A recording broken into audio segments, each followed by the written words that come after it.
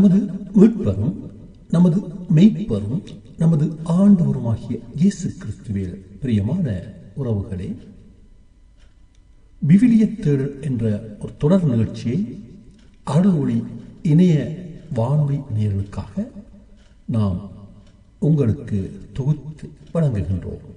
இன்றைய விவிலிய தேடல் நிகழ்ச்சியிலே திருப்பாடல் 33வது பாடலில் பகுதி 2 பற்றிய விவிலிய தேடலை உங்களுக்காக தொகுத்து வழங்குகின்றோம். தொகுத்து வழங்குபவர் உங்கள் அன்பிற்கினிய பேசாலை தாஸ்.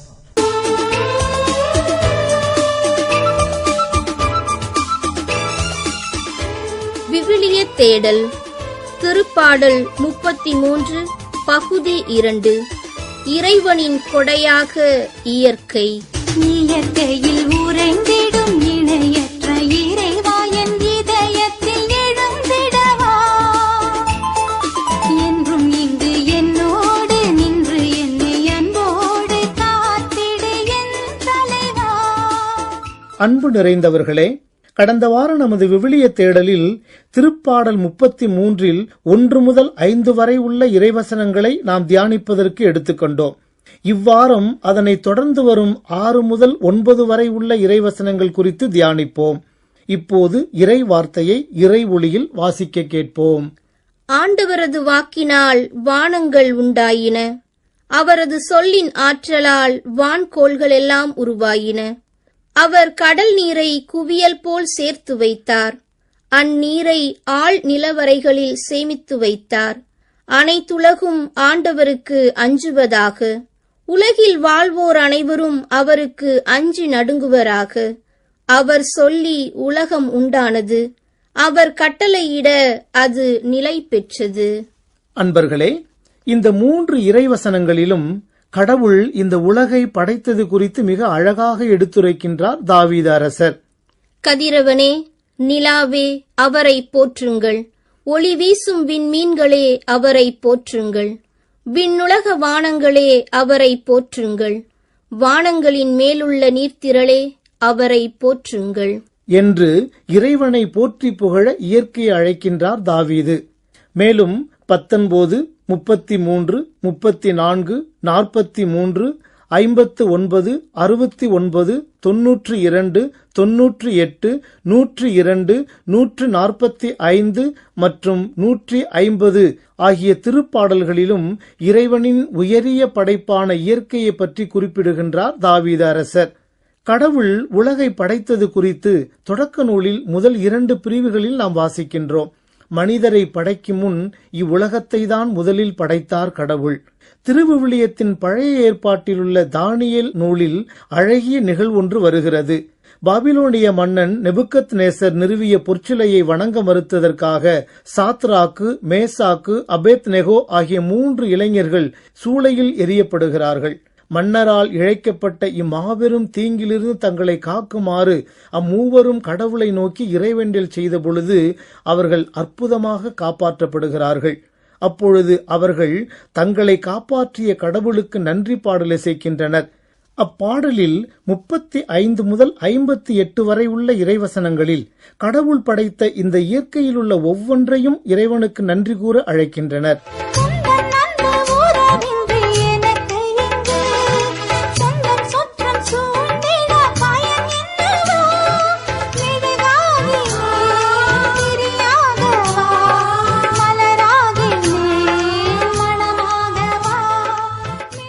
வானங்களே, ஆண்டவரை வாழ்த்துங்கள். என்றென்றும் அவரை புகழ்ந்து பாடி ஏத்தி போற்றுங்கள். கதிரவனே, நிலவே, ஆண்டவரை வாழ்த்துங்கள். என்றென்றும் அவரை புகழ்ந்து பாடி ஏத்தி போற்றுங்கள். விண்மீன்களே, ஆண்டவரை வாழ்த்துங்கள். என்றென்றும் அவரை புகழ்ந்து பாடி ஏத்தி போற்றுங்கள். மழையே, பனியே, நீங்களெல்லாம் ஆண்டவரை வாழ்த்துங்கள். என்றென்றும் அவரை புகழ்ந்து பாடி ஏத்தி போற்றுங்கள். அன்பர்களே, இவ்வாறு அம்மூவரும் வானதூதர்களுடன் மனிதரையும் கடவுளின் படைப்புகளையும் ஒன்றிணைந்து இறைவனை புகழவும் நன்றி கூறவும் அழைக்கின்றனர். புதிய ஏற்பாட்டில் நமது ஆண்டவர் இயேசு தான் கூறிய பல உவமைகளில் இயற்கையை பெரும் உதாரணமாக காட்டியிருக்கின்றார். விதைப்பவர், கோதுமை மணிகள், வயலில் தோன்றிய களைகள், நானே உண்மையான திராட்சை செடி, ஆட்டுக்கொட்டில், கடுகு விதை என பல்வேறு உவமைகள் வழியாக இயேசு இறையாட்சியை அறிவிக்கின்றார். அதனை மக்களுக்கும் விளக்குகின்றார். மேலும் இயற்கையை முன்னிறுத்தி அதிலிருந்து நாம் பல்வேறு பாடங்களை கற்றுக்கொள்ள வேண்டும் என்றும் அறிவுறுத்துகின்றார். வானத்து பறவைகளை நோக்குங்கள், அவை விதைப்பதும் இல்லை, அறுப்பதும் இல்லை, களஞ்சியத்தில் சேர்த்து வைப்பதும் இல்லை. உங்கள் விண்ணகத் தந்தை அவற்றுக்கும் உணவளிக்கிறார். காட்டு மலர் செடிகள் எப்படி வளருகின்றன என கவனியுங்கள், அவை உழைப்பதுமில்லை, நூற்பதுமில்லை. பிரியமானவர்களே, கடவுள் படைத்த இந்த இயற்கை மிகவும் அழகானது. மனிதர் அதனை உற்று நோக்கும் போதெல்லாம் அவர்களுக்கு மிக பெரும் பிரமிப்பையும் ஆச்சரியங்களையும் அனுபவங்களையும் அள்ளித் தருகின்றது. வாழ்க்கையில் மனிதருக்கு வருகின்ற மனக்கவலைகள், வருத்தங்கள், ஏமாற்றங்கள், துயரங்கள் ஆகியவற்றை சுமந்து கொண்டு பயணிக்கும் மனிதர் சில மணித்துளிகள் இறைவன் படைத்துள்ள அந்த இயற்கையை பார்க்கும்போது அவைகள் எல்லாமே மாயமாய் மறைந்து விடுகின்றன. அந்த அளவுக்கு இயற்கை மனிதரை மாற்றும் சக்தி படைத்தவையாக உள்ளன. இவை எல்லாவற்றிற்கும் மேலாக இயற்கை மனிதருக்கு உயர்ந்த வாழ்க்கை பாடங்களை சொல்லிக் கொடுக்கின்றது. இவ்வுலகில் இயற்கையை பற்றி எழுதப்படாத இலக்கியங்கள், கவிதைகள், கட்டுரைகள், துணுக்குகளே இல்லை என்று கூறும் அளவிற்கு இயற்கை வலிமை வாய்ந்ததொரு படைப்பு பொருளாக அமைந்துள்ளது என்பதையும் நம் மனதில் நிறுத்துவோம். தமிழில் உள்ள விவேக சிந்தாமணி என்ற நூலில் பல பாடல்கள் அமைந்துள்ளன. அவற்றில் ஒரு பாடலில் அதன் ஆசிரியர் இயற்கையில் காணப்படும் 13 காரியங்கள் புவியோர் போற்றும் இறைவனுக்கு இணையானது என்று பாடுகிறார். இதற்கான விளக்கத்தை ஆசிரியர் கூறாவிட்டாலும் இலக்கிய சிந்தனையாளர்கள் பலர் இப்பாடலுக்கு விளக்க உரை எழுதி வைத்துள்ளனர். மயில், குயில், செங்கால், அன்னம், வண்டு, கண்ணாடி, பன்றி, அயில், எயிற்று, அரவு, திங்கள், ஆதவன் ஆழி, கொக்கோடு உயரும் விண்கமலம் 13 உருகுணமுடையோர் தம்மை இயலுறு புவியோர் போற்றும் ஈசன் என்று எண்ணலாமே என்பதுதான் அப்பாடல். அன்பர்களே, நல்லவரை ஏற்று பொல்லாதவர்களை ஒதுக்கும் குணம் கொண்டது மயில் என்றும், எப்போதும் இனிமையாக பேச வேண்டும் என்பதற்கு அடையாளமாக அமைவது குயில் என்றும், பாலையும் தண்ணீரையும் வைத்தால் பாலை மட்டுமே பிரித்தெடுக்கும் அன்னத்தைப் போல வாழ்க்கையில் நல்லவற்றை பகுத்து ஏற்க வேண்டும் என்றும், மற்றவர்களுக்காக இடையராது உழைக்கும் பண்பை வண்டாகிய தேனி எடுத்துரைக்கிறது என்றும், தனக்கு முன்னுள்ள அனைத்தையும் கிரகிக்கும் தன்மை கொண்ட கண்ணாடியைப் போல நமது வாழ்வில் வரும் அனைத்தையும் ஏற்றுக்கொள்ள வேண்டும் என்றும் கூறப்பட்டுள்ளது இப்பாடலில். மேலும் சைவ உணவை உண்ணும் பன்றி, மகுடத்தில் ரத்தினம் உடைய பெருமை உடைய பாம்பு, பலனை எதிர்பார்க்காமல் அனைவருக்கும் குளிர்ச்சியான ஒளி தரும் குணம் கொண்ட நிலவு, எல்லோருக்கும் சக்தியும் பாதுகாப்பும் கொடுக்கும் சூரியன், எங்கும் பறந்து விரிந்து பிரம்மாண்டமான தோற்றம் தரும் கடல், தொடங்கிய காரியத்தை அடையும் வரை பொறுமையுடன் காத்திருக்க வேண்டும் என்ற பண்பை கற்றுக் கொடுக்கும் கொக்கு, எல்லாவற்றையும் தன் கீழ் வைத்திருக்கும் பெருமை கொண்ட வானம், பார்க்க பார்க்க தெவிட்டாத அழகு கொண்ட தாமரை ஆகிய மேற்கண்ட 13 மக்கள் வணங்கும் கடவுளுக்கு சமமானவை என்கிறது விவேக சிந்தாமணி என்னும் நூல். நமது இலக்கியங்கள் கூறும் இதே கருத்தை 100 ஆண்டுகளுக்கு முன் வாழ்ந்த வேர்ட்ஸ்வொர்த் என்ற ஆங்கில கவிஞரும் பாடியிருக்கிறார்.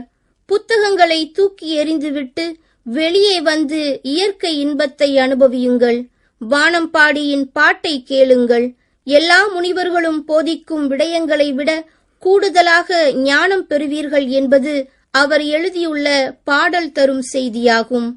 சிட்டுக்குருவியிடம் பாரதி பாடம் கற்றதாக கூட அவரது பாடலிலே நாம் வாசிக்கின்றோம். பொறுமைக்கு எடுத்துக்காட்டாக சீனாவின் மூங்கில் செடியை சொல்வார்கள். சீனர்கள் மூங்கிலை பயிரிட்டு தண்ணீர் ஊற்றுவார்கள். பருவங்கள் போகும், ஆனால் செடி வளரவே வளராது. முழுசாய் 4 வருடங்கள் செடி அப்படியே இருக்கும். செடிக்கு தண்ணீர் ஊற்றுபவர் பொறுமையுடன் அதை பராமரிக்க வேண்டும். ஆனால் அதற்கு அடுத்த பருவத்தில் எல்லோரும் வியக்கும் வண்ணம் அந்த மூங்கில் வளரத் தொடங்கும். அதுவும் எப்படி? விறுவிறுவென அசூர வளர்ச்சி. ஒரே ஆண்டில் அது 80 அடிகள் உயரத்தை எட்டிப் பிடிக்கிறது. 4 ஆண்டுகளாக அமைதியாக இருந்த செடி எப்படி 5வது ஆண்டில் மட்டும் இப்படி ஒரு வளர்ச்சியை எட்டுகிறது? ஆராய்ந்து பார்த்தால் ஆச்சரியம் தரும் ஒரு ரகசியம் இதில் இருப்பதை புரிந்து கொள்ளலாம். முதல் 4 ஆண்டுகள் அந்த மூங்கில் வேர்களை பூமியில் நன்றாக இறக்கி மிகச் சிறந்த பிடிமானத்தை உருவாக்கிக் கொள்கிறது. 5வது ஆண்டில் நான் 80 அடி உயரமாக வளரப்போகிறேன். என்னை தாங்கி பிடிக்கும் வல்லமை என் வேர்களுக்கு தேவை என அது முழு மூச்சாய் தன்னை தயாரிக்கும். அதனால்தான் 5வது ஆண்டில் அசூர வளர்ச்சியடையும் போது அது தடுமாறுவதும் இல்லை, தடம் புரள்வதும் இல்லை. அவசரப்பட்டு முளைத்து சடசடவென வீழ்ந்து விடாமல் நமது அடித்தளத்தை வலுவாக்கிக் கொள்ள பொறுமை என்னும் குணம் கொண்டு வாழ நம்மை தூண்டுகிறது. ஆகவே இறைவனின் கொடையான இயற்கை நமக்கு கற்றுத்தரும் பாடங்களை நமதாக்கிக் கொண்டு நமது வாழ்வை வளப்படுத்திக் கொள்வோம். ஆகவே அன்பானவர்களே, இறைவனின் கொடையான இயற்கை நமக்கு கற்றுத்தரும் பாடங்களை நமதாக்கிக் கொண்டு நமது வாழ்வை வளப்படுத்திக் கொள்வோம். இறைவனின் படைப்பான இயற்கையோடு சேர்ந்து நாமும் அவரை போற்றி புகழ்ந்து கொண்டாடுவோம். அதற்கான அருள் வரங்களை இந்நாளில் இறைவனிடம் மன்றாடுவோம்.